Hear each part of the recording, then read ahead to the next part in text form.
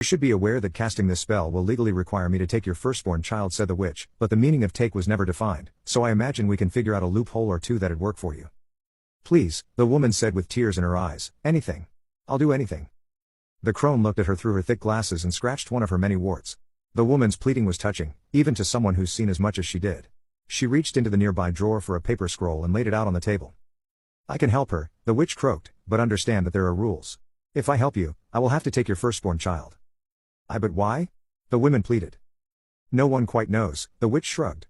These rules are older than any of us. Certainly older than you, young lady. The woman cast her tear-filled eyes at the child in her arms. It was barely crying, it was running a fever so hot she felt as if it could burst into flames any second. She looked back at the witch and nodded. Just save her, she whispered in a hoarse voice. The witch handed her a quill dipped in ink and tapped on the dotted line.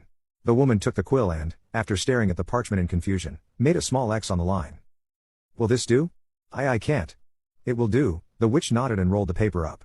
She turned, collected several nearby bottles, and went into the next room, closing the door behind her. The woman remained in the room, alone and sobbing quietly as she caressed her sick daughter softly.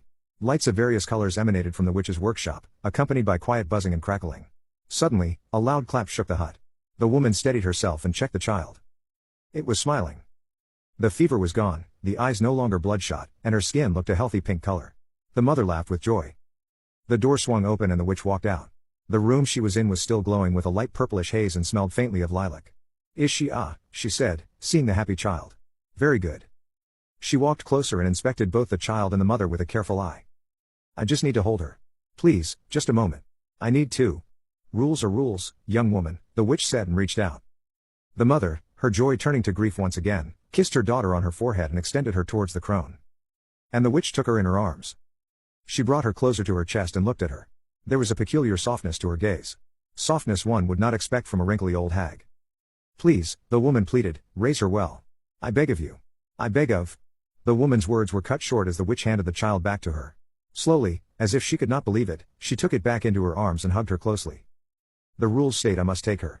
They do not state for how long. The mother's legs shook as she looked at the witch. Oh, don't give me that look, the hag laughed raspily.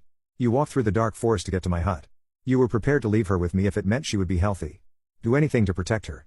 You know what that means? The woman shook her head.